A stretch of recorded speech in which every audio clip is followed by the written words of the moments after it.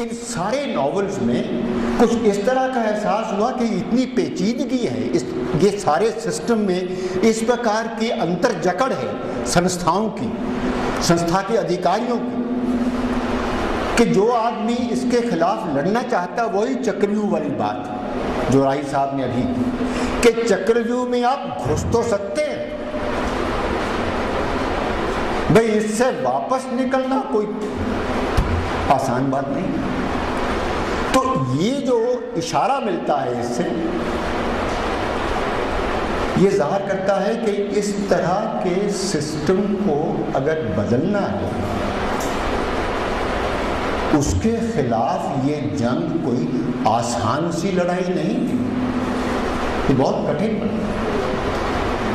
जो बहुत बढ़िया बात राय साहब ने आज की, वो मेरे मन में कई बार सवाल आता था कि मैं मित्र सेन साहब से ये पूछूं कि भाई जब मैं कभी अनेक बार जाने का मौका मिला अमेरिका या कनाडा में जाता हूँ, लोगों से बातें करता हूँ, पुलिस वालों को देखता हूँ और पूछता हूँ, तो मुझे ये एहसास होता है कि वहाँ कभी कोई व्यक्ति पुलिस वर्दी वाले आदमी से डरता नहीं, बल्कि अगर वो मुश्किल में है, अगर घर में पत्नी को उसका पति बुरी तरह से पीट रहा है, तो उसका इतना मालूम है कि अगर मेरी बेटी अभी फलाने नंबर पे टेलीफोन कर दे तो ये कुछ मिनट में सारी बात काबू में आ जाएगी। मेरा एक्सीडेंट हो गया, मैं उस नंबर पे टेलीफोन कर दूं, मुझे यकीन है कि 10 मिनट के अंदर 5 मिनट के अंदर मुझे बचा लिया जाएगा। वहाँ की पुलिस हमदर्द कैसे है? क्या वो निज़ाम पूंजीवादी नहीं? अगर ये सिर्फ पूंजीवाद की बात हो, और अमेरिका से कहीं बेहतर इंतज़ाम आपको मिलेगा नॉर्थ यूरोपियन कंट्रीज में, Sweden, Denmark, Norway, even Finland. इन मुल्कों में जाके देखिए, ये बात दुरुस्त है कि उनकी जो पॉपुलेशन है बहुत कम है। हम ये बहाना लगा सकते हैं कि हमारी समस्याएं बहुत बड़ी हैं, लेकिन सवाल तो मानसिकता की है कि ये जो बात इन्होंने आज कही, सशक्त समाज, एम्पावर्ड पीपल, ये नहीं कि वहाँ करप्शन नहीं है, ये भी नहीं कि वहाँ पुलिस टॉर्चर नहीं करती, ये भी नहीं कि वहाँ कैदी नहीं है। एक्चुअली तो असल बात यह है कि दुनिया भर में disproportionately high number in jails is in America. फर्क सिर्फ इतना है कि वहाँ जो अंडर ट्रायल हैं उनकी गिनती कोई 25-26% होगी, हमारे यहाँ 70% से ज़्यादा ट्रायल चलता ही नहीं।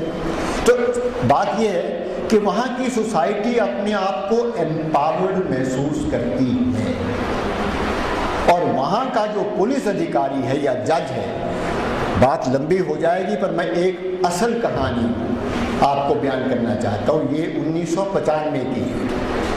1995 में मैं एक स्टडी करने के लिए एक स्कॉलरशिप पे वहाँ पे Vancouver university of British Columbia गया हुआ था। उन्हीं दिनों में वो घटना घटी। वहाँ की जो प्रोविंशियल कोर्ट का चीफ जस्टिस था, वो फ्राइडे नाइट, जिसको हम वीक एंड इवनिंग कहते हैं, वो कहीं दोस्तों के पास से, क्योंकि सैटरडे संडे छुट्टी है, तो वो एक्चुअली उस दिन रिलैक्स होके अपना मज़ा करते हैं। तो वो कुछ पी के गाड़ी चला रहा था, तो रास्ते में हाईवे पे एक पुलिसमैन ने दूर से उसकी कार की मूवमेंट को नोट किया दूर से, और वहीं से उसने उसको वायरलेस पे मैसेज दिया और रोका कि आप रुक जाइए। जब उसको रोका तो ये आदमी नाराज हुआ, क्यों रोका है? तो कहता, sir I want to find out whether you are drunk. Confirm हो गया, कह दिया उसने कि हाँ मैंने कुछ भी नहीं की। Sir you have to get out of the car. Chief justice जो है उसको गुस्सा आया और उसने कहा कि आपको कम से कम पूछ लेना चाहिए मैं कौन हूँ, मेरी आइडेंटिटी क्या है। कहते sir this is not my problem, I know that at the moment you are drunk, kindly come out. उसने फिर रेजिस्ट किया, धमकी दी उसको, पर पुलिसमैन नहीं माना। उसने वायरलेस पे दूसरे पुलिसमैन को भी मैसेज भेज दिया कि आप आ जाइए और साथ में कोई आदमी ऐसा फ्री हो जो इस कार को ड्राइव करके लेके जाए। उसको पीछे बैठाया जज को, पुलिस का ड्राइवर दिया, वो उसको घर छोड़ के आया। अब ये बात है फ्राइडे नाइट की, सैटरडे दफ्तर में छुट्टी है, संडे को छुट्टी है, सोमवार को वो जो चीफ जस्टिस है अपनी कोर्ट में जाता है। कोर्ट में जाकर के 2 चिट्ठियां लिखता है, एक तो अपने डिपार्टमेंट ऑफ जस्टिस की तरफ और दूसरा पुलिस डिपार्टमेंट की तरफ। पुलिस डिपार्टमेंट को वो चिट्ठी लिख रहा है कि आपके, मुझे मालूम नहीं वो पुलिस अफसर कौन है, पर इस स्थान पे इतने बज के इतने मिनट पे जो भी ड्यूटी पर था, जिसको मैंने धमकाया, उसको बहुत बड़ा इनाम मिलना चाहिए। उसने मेरी धमकी की भी परवाह नहीं की, अपनी ड्यूटी पूरी की। और दूसरी बात कि चीफ जस्टिस होने के नाते होते हुए जो व्यवहार उस समय उसके साथ मैंने किया, उस करने के बाद मेरा इस कुर्सी पर बैठना शोभा नहीं देता।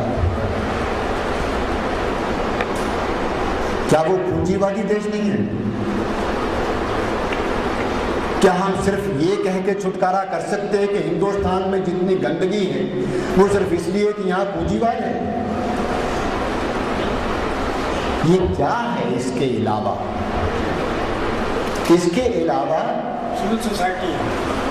सिविल सोसाइटी की बात है। और जो संस्कृति की बात कही, जो शाही साहब बात करते थे, अपनी संस्कृति की बात, असल में जैसे ये वो अपने सुधीर कक्कड़ है,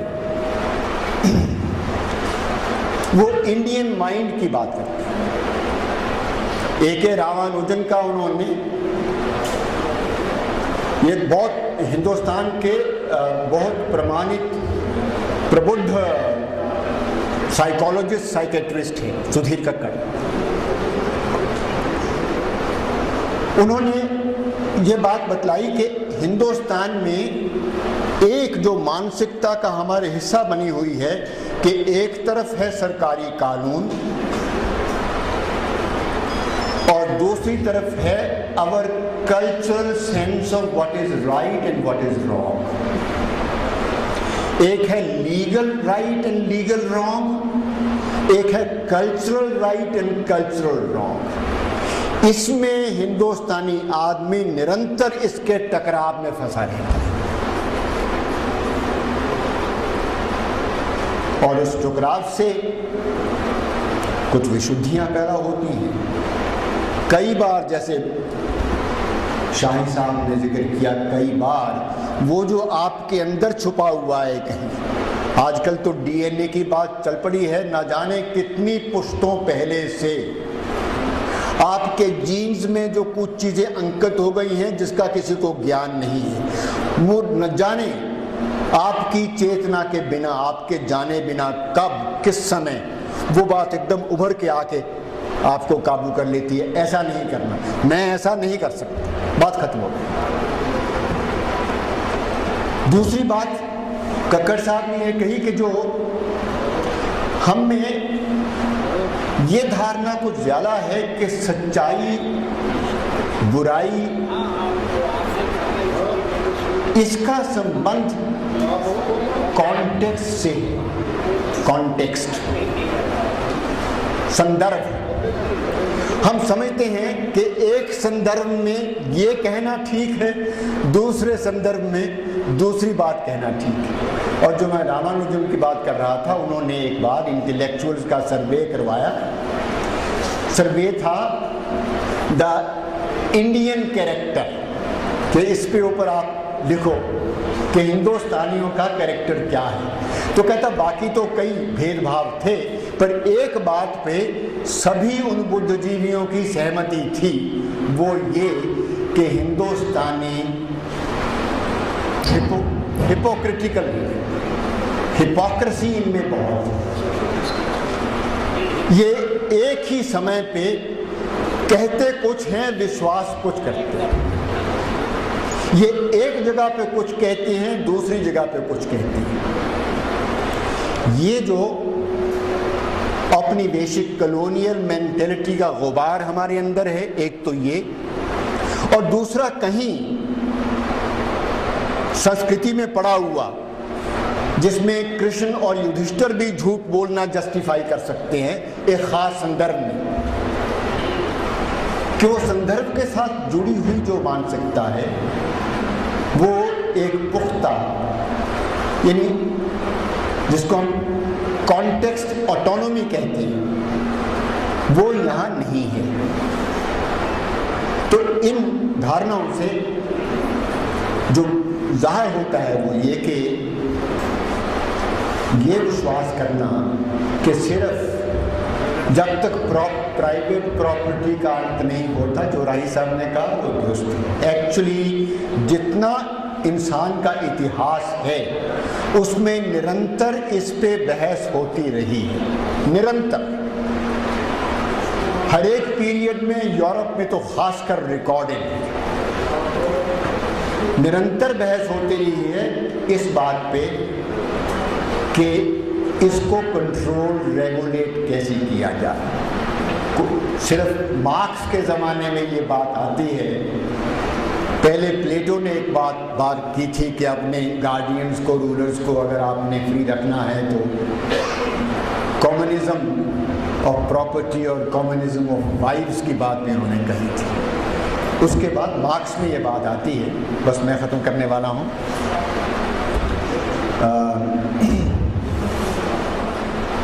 लेकिन ये जो धारणा है, मैं ख़ास इसीलिए चर्चा करना चाहता था कि ये विश्वास करना कि इसका बदल आ जाएगा अगर समाजवादी इनकलाब आए। नहीं, अगर नहीं आए तो फिर क्या करना है? उससे कम हमारे पास कोई इलाज नहीं है रेवोल्यूशन के बिना। बहुत से दोस्त हैं जो रेवोल्यूशन से कम पे कुछ करने के लिए तैयार नहीं। मैं सिर्फ ये कहना चाहता हूँ कि मित्र सेन मीत के नावलों में इस तरह का कोई इशारा मात्र नहीं है। ये धारणा गलत है जिन लोगों ने इस्तेमाल किया, और ये उसमें स्ट्रगल है कि आदमी संवेदनशील। और अब तो खैर बहुत कुछ मार्क्सिज्म के बारे में और जो स्टालिन के समय में जो रूस में हुआ उसके बारे में बहुत कुछ निकल चुका है। हमें समझ आ जानी चाहिए कि सिर्फ तर्क बुद्धि से इंसानी और समाजी समस्याओं के हल नहीं निकलते। तर्क बुद्धि बहुत ज़रूरी है, ये बुनियादी है, पर सिर्फ तर्क बुद्धि से, सिर्फ तर्क से उसका हल नहीं निकलता। उसके साथ जो राही साहब ने वो बात कही, इंसानी संवेदना, ये संवेदनशीलता जो इनके नावलों में आपको पग पग पर नजर आती है, वो ज़रूरी है। और अगर ये नावल किसी हद तक समाज में लोगों को अधिक संवेदनशील बना पाएंगे, जैसा लग रहा है कि अगर सभी एकेडमियों में, पुलिस में ये जाएगा, तो कम से कम वो लोग सोचना शुरू तो करेंगे, महसूस करना शुरू करेंगे, सिर्फ सोचना नहीं। जब वो महसूस करना शुरू करेंगे तो माइंड सेट की जो बात अब यहाँ चली थी, माइंड सेट को बदलने की प्रक्रिया शुरू हो जाती है। बहुत बहुत आपका धन्यवाद। मुझे नहीं मालूम कि मैंने कोई सिस्टमेटिकल बात की है कि नहीं, पर जो मेरे मन में इस वक्त आया मैं वो बात है। Thank you very much. पूंजीवादी मुल्कों में जो मध्य वर्ग है वो हमारे देश जैसा पैरासाइट वर्ग भी नहीं है, ये भी हमें अच्छी तरह से समझ लेना चाहिए। और हमारे देश का पूंजीवाद यूरोपियन देशों के पूंजीवाद जैसा भी नहीं है। हमारे यहाँ एक अर्ध किस्म का अर्ध पूंजीवाद, अर्ध दफ्तरशाही संस्कृति है, और उस अर्ध पूंजीवाद में ये पैरासाइट वर्ग ही पैदा होता है। जिस तरह का पैरासाइट वर्ग हम लोग देख रहे हैं, एक परजीवी क्लास, एक संवेदनहीन मध्य वर्ग। तो यूरोपियन देशों के पूंजीवाद ने एक ऐसे मध्य वर्ग को भी जन्म दिया है जो अपनी कमिटमेंट के लिए, अपनी मॉरलिटीज़ के लिए और अपनी वैल्यूज़ के लिए भी लड़ाई लड़ रहा है। तो मैं समझता हूँ कि हमारे देश में अभी उस तरह का मध्य वर्ग और उस तरह की नैतिक चेतना रखने वाले लोग अभी बनने बाकी हैं। वो प्रक्रिया शुरू है, और जब यह प्रक्रिया शुरू हो जाएगी, एक संवेदनशील समाज और एक संवेदनशील पुलिस पैदा हो जाएगी, तो मैं समझता हूँ कि वो दौर एक परिवर्तन का दौर होगा। अभी भी हमारी विचार चर्चा जारी रहेगी, तो हम यहीं बैठे बैठे यहीं खाना खाएंगे। तो खाना खाने के बाद हमारे 2-3 स्पीकर वक्ता और हैं, तो उसके बाद फिर हम इस विचार प्रक्रिया को जारी रखेंगे। धन्यवाद। विचार चर्चा को जारी रखेंगे। हमारे बीच में भी 2-3 वक्ता और हैं। सबसे पहले मैं अनिल गुगरानी जी को मंच पर आमंत्रित करने जा रहा हूँ। साहित्य पर उनकी अपनी एक समझ है, चंडीगढ़ से हैं और बड़े अच्छे वक्ता हैं, बड़े प्रभावशाली व्यक्ति हैं, और साहित्य को, उपन्यास को इन्होंने किस तरह से पढ़ा है, मीर जी के उपन्यासों पर बहुत विस्तार से ये लिख कर लाए हैं और बहुत कुछ कहना चाहते हैं। तो मैं अनिल गुगरानी जी को मंच पर आमंत्रित करता हूँ।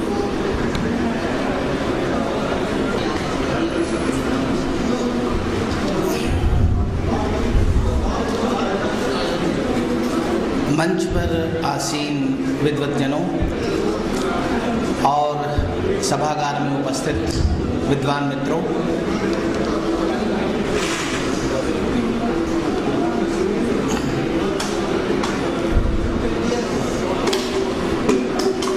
भोजन के बाद के सत्र में यूं तो सुनना बड़ा बोझिल होता है, पर मैं और बहुत से धुरंधर विद्वानों ने अपनी अपनी बातें मीर जी के उपन्यासों पर की हैं।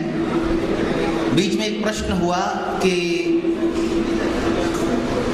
पंजाबी के एक उपन्यासकार पर हिंदी में घंटों चर्चा हैरानी का विषय है। तो मैं बड़ी विनम्रता से ये कहना चाहता हूँ कि मीर जी के उपन्यासों का परिप्रेक्ष्य पंजाबी तक सीमित नहीं है। हिंदी में इसका अनुवाद हुआ है और हिंदी के लोगों ने, हिंदी के पढ़ने पढ़ाने वालों ने इसकी प्रभावात्मकता को अनुभव किया है। और मैं बड़ी निष्ठा से, विश्वास से ये कहना चाहता हूँ कि इनके उपन्यासों का परिप्रेक्ष्य भारतीय साहित्य का परिप्रेक्ष्य है, वैश्विक साहित्य का परिप्रेक्ष्य है। भारतीय साहित्य में इस तरह के विषयों पर, जैसा अभी आदरणीय राय जी ने कहा कि केवल अध्यापक ही लिखा करते हैं, हिंदी में खासकर, और आलोचनाएं भी अध्यापक ही किया करते हैं। दरअसल उसकी जड़ें बहुत गहरी हैं, क्योंकि शुरुआत से ही शिक्षा की पद्धति ऐसी है, शिक्षा की प्रणाली ऐसी है कि पढ़ने पढ़ाने का दौर विज्ञान और साहित्य को एकदम अलग करके देखता है। इसी तरह से दूसरे जो ज्ञानानुशासन है उनसे साहित्य का कोई सरोकार नहीं होता। इसी वजह से शायद साहित्यकार नहीं निकलते, दूसरे वर्गों से, अध्यापकीय वर्गों से साहित्यकार निकला करते हैं। मित्रसेन मीत, जैसा कि बताया गया सभी पूर्व वक्ताओं द्वारा, पेशे से डिस्ट्रिक्ट अटॉर्नी है। संवेदनहीन लोगों के बीच में रहने वाला ये शख्स, ऐसे लोगों के बीच में रहने वाला ये शख्स जहाँ व्यक्ति नहीं होता, एक आसामी होता है,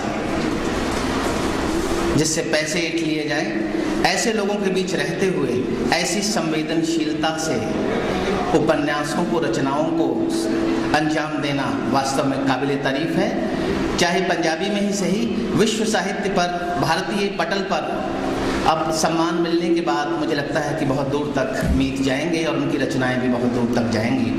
मैं अपनी बात को केंद्रित करूंगा कौरव सभा तक। कौरव सभा जैसा शीर्षक सुझाता है मिथकीय परिप्रेक्ष्य में कि एक ऐसी सभा जहां पर एक द्रौपदी का चीरहरण हुआ बड़े बड़े विद्वानों, बड़े बड़े श्रेष्ठ लोगों के बीच में। तब कृष्ण आए थे उसको बचाने, लेकिन लोकतंत्र रूपी द्रौपदी का हिंदुस्तान की सरजमी पर जब चीरहरण होता है तो बचाने के लिए कोई कृष्ण नहीं आता। व्यवस्था के हाथों का शिकार होकर, व्यवस्था की ज्यादतियों का शिकार होकर, कल्याणकारी राज्य की अवधारणा से हतप्रभ मनुष्य, व्यक्ति, चाहे वो रामनाथ हो, चाहे वो नेहा हो या कोई भी, सभी पात्र सत्ता के हाथों में, व्यवस्था के हाथों में एक खिलौना मात्र प्रतीत होते हैं, ऐसा जान पड़ता है। उपन्यास की दो बातों पर मैं केवल जिक्र करूंगा, वहीं से पूरी व्यवस्था का चित्रण हमारे सामने होता है। पहला जो वाक्य है वो ये कि उपन्यास का जो अंतिम वाक्य भी है, रामनाथ ने नेहा को ढाढ़स बंधाते हुए कहा कि बेटी हम अगली अदालत में जाएंगे, ऊपरी अदालत में जाएंगे। हालांकि वो जानता था कि होना वहां भी वही था।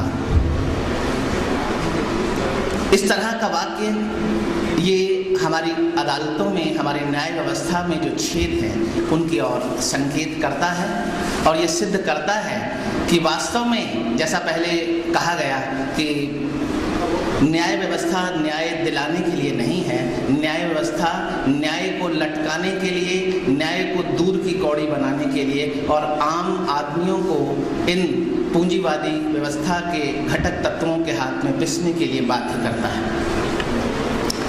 जल में रहकर मगर से बैर करना मीत के जागरूक लेखक की खूबी है। खुद उसी तंत्र की कड़ी होते हुए भी बड़ी बेबाकी से, बड़ी निर्भीकता से पुलिस, जेल, न्यायपालिका, विधान पालिका और कार्यपालिका के माफिया को और उस अंधेरगर्दी को पोल खोलने में इन्होंने कोई कसर नहीं छोड़ी।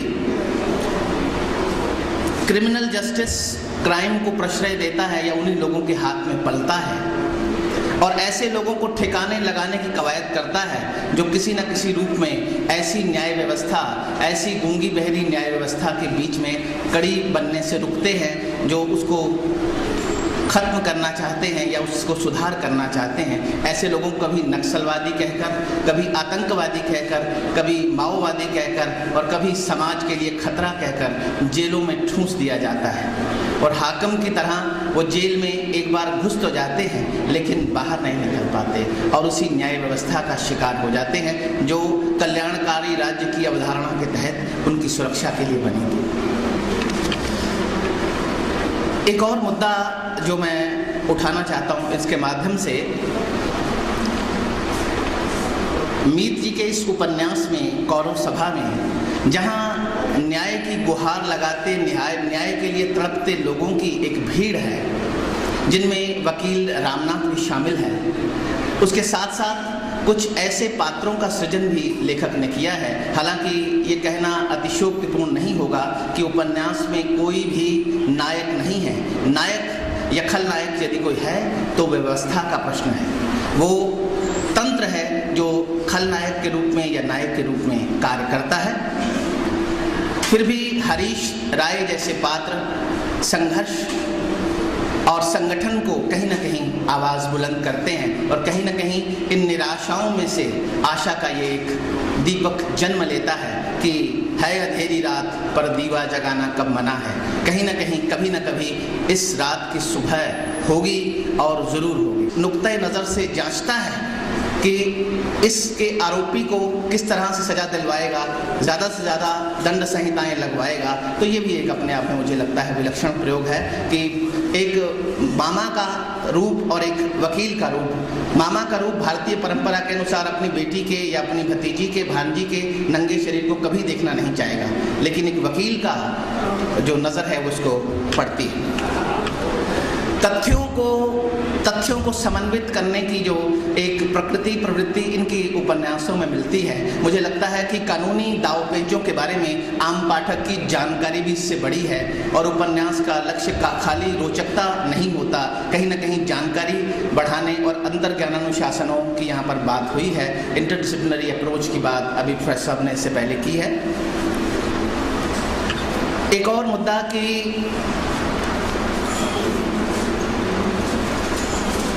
दरअसल पूरी व्यवस्था के पीछे पूंजी का तंत्र या पैसे का तंत्र काम करता है, और पैसे वालों के हाथ में, पूंजीपतियों के हाथ में किस तरह से पूरी सत्ता बिकती है, पूरी सत्ता किस तरह से खेलती है, और पैसा किस तरह से हर घटना, हर पूरी की पूरी घटनाक्रम के पीछे रहता है, उसका एक बेबाक और एक बड़ा महत्वपूर्ण विवरण इनके उपन्यास में, कौरव सभा में और बाकी उपन्यासों में देखने को मिलता है। कानून, न्याय, पुलिस और सरकारी लाल फीताशाही के चंगुल में फंसी व्यवस्था, कानून की खामियों से खेलते हुए कानून के पैरोकार और कानून के भक्षक बने रक्षक भ्रष्टाचार के नंगे खेल में एक दूसरे के पूरक बने हैं। न्याय दूर की कौड़ी है, अंधेर नगरी में बलात्कारी खूनी बरी होकर घर चले जाते हैं और हिंसा, अन्याय, बलात्कार का शिकार परिवार अभी अस्पताल में जीवन और मृत्यु की लड़ाई लड़ता है। कानून और न्याय एक दूसरे के पूरक नहीं, कानून की धाराएं कुंजियां नहीं, बड़े बड़े ताले हैं, चक्रव्यूह हैं जिनमें फंसकर न्याय और वादी का दम घुस जाता है। न्याय के चांद को ग्रहण लग जाता है, मंत्रियों, अफसरों, विधायकों, जजों, वकीलों की चांदी हो जाती है। कानूनी पेचों का सहारा लेकर नृशंस हत्यारे किशोर अपराधी बन जाते हैं और आसानी से बरी हो जाते हैं। हाथ पांव तोड़कर पंगु बना देने वाले चूंकि रॉड का इस्तेमाल करते हैं, और रॉड कानून की भाषा में घातक हथियार नहीं होता, कोई तीखा, कोई धारदार हथियार ही हथियार होता है। रॉड एक कानून की भाषा में कहते हैं intention to kill, criminal intent नहीं था, तो वो यकायक और बचाव के लिए किया गया हमला था, जो कि लूटने गए लुटेरों के ऊपर घर वालों का विरोध करने पर बरसा। और इस तरह से सभी जो हत्यारे हैं और जो आरोपी हैं वो किसी न किसी तरह से बरी हो जाते हैं। तन, आत्मा और सामाजिक प्रतिष्ठा पर 3 बलात्कार का शिकार झेल चुकी नेहा स्वयं को बलात्कार का शिकार भी कह नहीं पाती, क्योंकि उसके लिए ये सामाजिक मौत से कम नहीं होगा और उसके बलात्कारी साफ बचकर निकल जाते हैं। पूंजीवादी न्याय प्रक्रिया के छेद पग पग पर दिखाई देते हैं, चाहे वो पुलिस के स्तर पर हो जिसमें तफ्तीश, इसके ऊपर जो उपन्यास है पूरी क्रिमिनल प्रोसीजर जो हमारा है न्याय का उसमें, और उसके बाद जेलों के ऊपर और कटहरा अदालतों के ऊपर, और सबका समन्वित रूप मुझे दिख पड़ता है इस उपन्यास जिसका नाम है कौरव सभा के अंदर। पहले भी कहा गया कि उपन्यास में नायकत्व कहीं दिखाई नहीं देता। रामनाथ जो कहीं नज़दीक हो सकता था नायक के, वो पग पग पर पंगु बना दिख पड़ता है और कहीं भी उसमें नायकत्व की चमक दिखाई नहीं पड़ती। नंदलाल बड़ा पैंतरेबाज वकील के रूप में सामने आता है, जो आरोपियों का वकील है, और अंत में साधु सिंह की कटाक्षपूर्ण टिप्पणी के बाद बस अब तो मन भर गया, अब तो खुश हो, उसके बाद उसका हृदय परिवर्तन भी लेखक ने दिखाकर साबित किया है कि अंधेरे के बाद कहीं न कहीं कोहरा छटने की आशा है। एक बात मैं और कहना चाहता हूँ कि बार बार जब मैं तीनों बार मैंने इनके उपन्यास को पढ़ा तो मुझे ऐसा लगा कि कहीं न कहीं इसमें मीत स्वयं शामिल है। इसलिए शामिल है कि वे ये इन सभी घटनाओं के, इन सभी पात्रों के कहीं न कहीं साक्षी रहे हैं। स्वयं इनमें से पात्र नहीं हैं तो कम से कम ये पात्र उनके द्वारा किए गए केसों में कहीं न कहीं उनके सामने आए हैं और प्रेरणा वहीं से जगी है।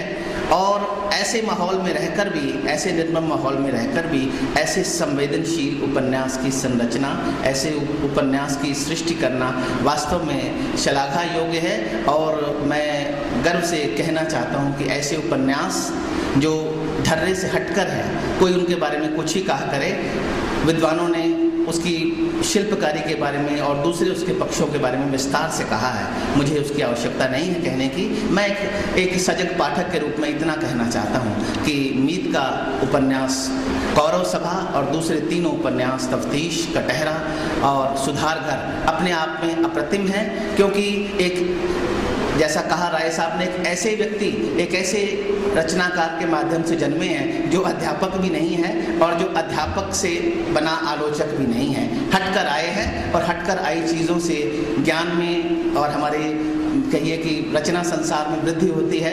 हिंदी में हम सब इसका हार्दिक स्वागत करते हैं। धन्यवाद।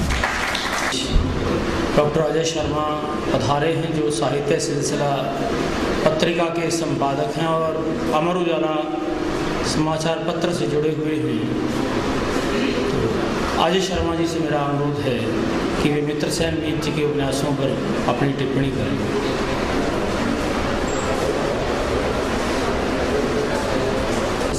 मंच पर ऐसे विद्वान लोग, मैं अपनी बात शुरू करने से पहले एक बात कहना चाहूँगा कि हमारे बीच इन उपन्यासों के जो अनुवादक हैं अर्जुन शर्मा, जिनकी बदौलत आज मैनेजर पांडे श्री के लोग, डॉक्टर रमेश कुंतल जैसे लोग और विनोद शाही जैसे लोग और आप सब विद्वान लोग जहाँ उपस्थित हुए हैं, अगर वो कुल की भूमिका ना निभाते तो शायद हम लोग इस सभागार में इकट्ठे नहीं हो सकते थे।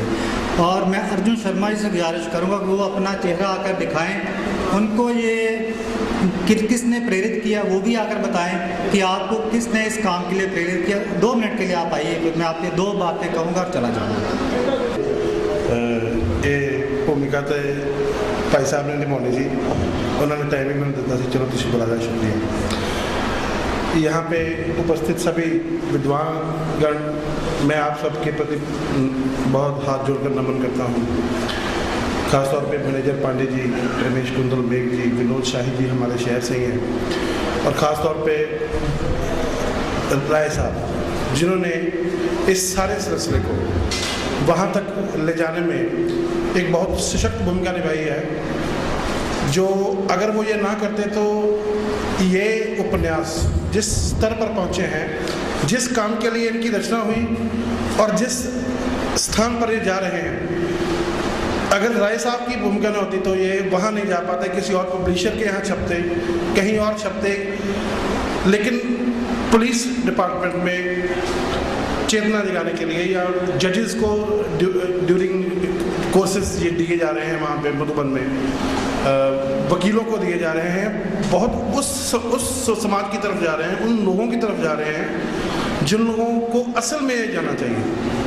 इसलिए राय साहब की भूमिका वास्तव में बहुत सराहनीय है। मित्रसेन जी के जो उपन्यास हैं उनके बारे में मैं 2-3 लाइनों में अपनी बात जरूर कहूँगा, क्योंकि मैंने अनुवाद के दौरान खुद इन जितनी डेप्थ पे तो नहीं जा सका, लेकिन लगभग आसपास हम रहे, रात दिन हम संपर्क में होते थे, और ऐसे हालात थे कि उपन्यास की जब रीराइटिंग में कर रहा था, हिंदी में अनुवाद कर रहा था, तो मैं 6-6 घंटे काम करता था और 8-8 घंटे उसके अगले वाले उसमें से निकल नहीं पाता था, मैं उसी में फंसा रहता था। काम मैं कोई और कर रहा होता था, मेरे दिमाग में तफ्तीश का वो चैप्टर चल रहा होता था, वो पात्र चल रहे होते थे, वो कानून का सारा सेगमेंट चल रहा होता था। और 20-22 साल से पत्रकारिता के क्षेत्र में मैं रहा हूँ, मैं बहुत गलतफहमी में था कि मैं बहुत ज़्यादा कानून के बारे या अपराध विज्ञान के बारे में जानता या पढ़ता हूँ, क्योंकि हम लोग पत्रकार लोग लिखते हैं, बीट्स में लिखते हैं, हमारा रोज का धंधा है। लेकिन मीत जी को पढ़ने के बाद असल धरातल का पता चला कि नहीं, व्यवस्था असल में ये है, और उस व्यवस्था की जो असलियत है सिर्फ ये 2 लाइनों में, पुलिस को अंग्रेज ने डिज़ाइन किया था जैसी आज है। अंग्रेज की ये डिमांड थी कि वो भ्रष्ट हो, क्रूर हो, मानवता विहीन हो, खुद भी साधन विहीन हो। और पुलिस एक्ट अगर आप पढ़ेंगे तो आपको लगेगा कि पुलिस वालों के साथ बहुत ज्यादती है। उनके साथ इतना अमानवीय व्यवहार है उसमें, जिस वजह से वो डिज़ाइनिंग कंप्लीट होती है, जिस वजह से पुलिस वाले वैसे बनते हैं। न्याय व्यवस्था जो है ये डिज़ाइन करके ऐसी बनाई गई है कि कोर्ट में जाने वाले को धक्के मिले, परेशानियां मिले, डेट्स मिले, बस, ताकि लोग अपने मुल्क को इतनी घृणा करने लगे, अपने मुल्क के सिस्टम से इतनी घृणा करने लगे कि अपने देश को गाली दें। और ये हम लोगों की मानसिकता ऐसी बन जाए कि हम अपने देश के कानून को, सिस्टम को गाली दे के थकें और हम कभी भी अपने देश के साथ मोहब्बत न कर सकें। ये इस प्रणाली के बीच की चीज़ें थी।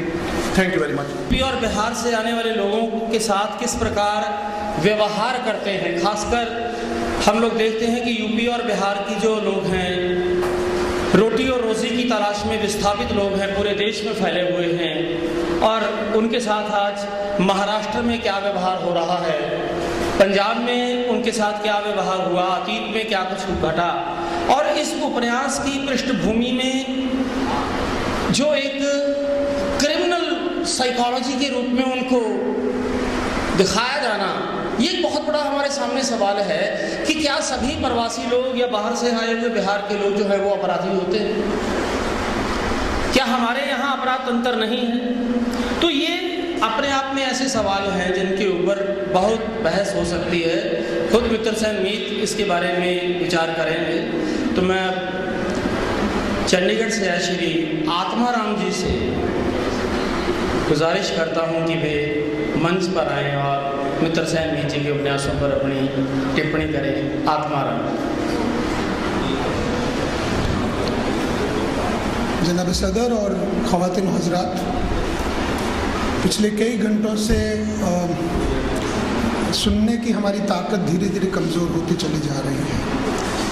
मसला इतना इंटरेस्टिंग है कि सुनने की ताकत कभी कमज़ोर होती तो कभी बढ़ती चली जाती है, क्योंकि मामला अगर इश्क विश्क का होता तो सिमटे तो दिल आशिक और फैले तो ज़माना है। चूँकि मसला स्टेट का है इसलिए वो ज़माने को कवर कर लेता है, इसलिए सुनने की ताकत कमज़ोर होने के बावजूद हिलाए तस्की नहीं और आस बहुत है, ये वाला मसला है। मैंने बाकायदा 3 उपन्यास पढ़े हैं और बाकायदा पढ़े हैं बादब मामलाइज़ा।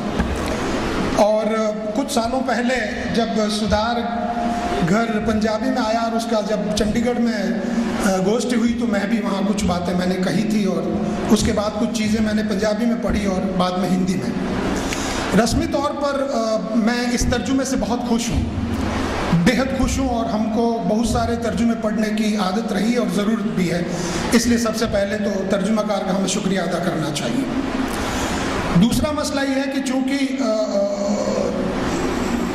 जो लोग इन चीज़ों में सबसे ज़्यादा इन्वॉल्व हैं उन्हीं को ये चीज़ें बाकायदा पढ़नी चाहिए। इसके लिए विकास रॉय का धन्यवाद देना चाहिए कि ये पुलिस महकमे के उन लोगों को पढ़ाना चाहते हैं कि देखो ये ठीक ठीक वही तो है जो तुम करते रहे हो, लेकिन इसके अलावा भी बहुत कुछ है जो किया जा सकता है।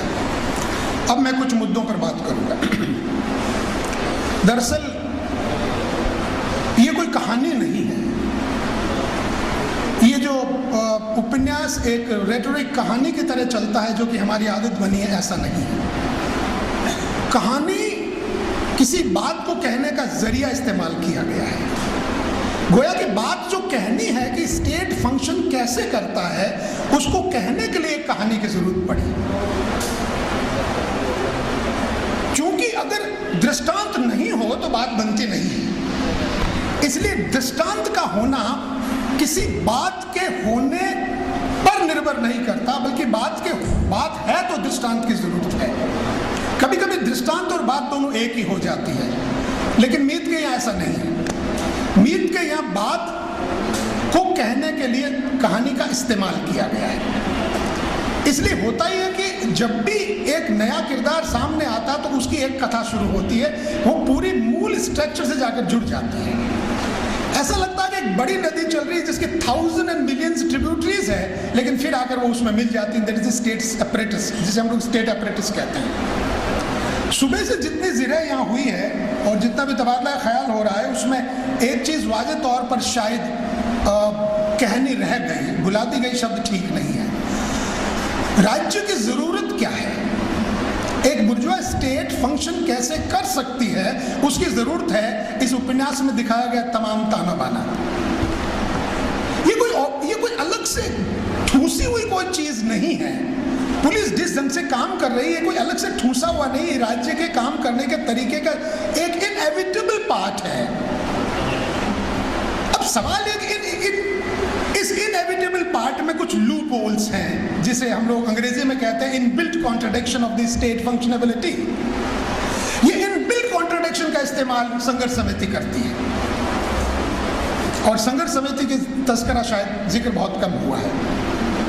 इस इनबिल्ट कॉन्ट्रडिक्शंस को से डिसइल्यूजन होते हैं लोग, क्योंकि अमूमन एक भावुकता है जो राज्य से उम्मीद करती है कि शायद कोई न्याय मेरे पक्ष में होगा। और मैं कह रहा था अभी पुरी साहब को, एक फॉल्स कॉन्शियसनेस है जो हमें राज्य के प्रति आश्वस्त करता है, और फॉल्स कॉन्शियसनेस की एक लंबी तारीख है। ये लंबी तारीख है, जरा आप देखिएगा कि न हन्यते हन्य माने शरीरे, ये एक फॉल्स कॉन्शियसनेस है कि शरीर मरता है आत्मा नहीं मरती। और जब शरीर मरता और आत्मा नहीं मरती तो है अर्जुन, तुम्हें चिंता नहीं करनी चाहिए, मरोगे तो स्वर्ग जाओगे और जीतोगे तो राज्य मिलेगा, और तुम तो हो ही कौन, जब निर्धारक मैं ही हूं तो तुम सिर्फ शरीरों को मारते जाओ, आत्माएं नहीं मरेगी। गुरुवर रविन्द्रनाथ टैगोर ने कहा है कि गीता में कृष्ण ने अर्जुन को लोगों को मारने का प्रमाण पत्र दे दिया कि all right to kill the people without any restrictions of whole thing. तब आप ये देखेंगे कि एक आदमी का दिमाग स्वतः काम करने से नाकारा हो जाए, और जो लोग उसे काम करवा रहे हैं उसके बारे में वो नावाकिफ है। मैं जुमला बोल रहा हूं, एक आदमी खुद चिंतन से नाकारा कर दिया जाए और जिसकी बिना पर वो काम कर रहा है उस ताकत को वो पहचानता नहीं है। आई एम एक्सट्रीमली हैप्पी कि मित्र सेन मीत के कैरेक्टर लगभग इसी तरह काम कर रहे हैं।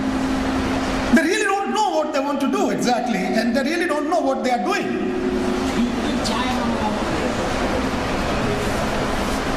हैरानी की बात है कि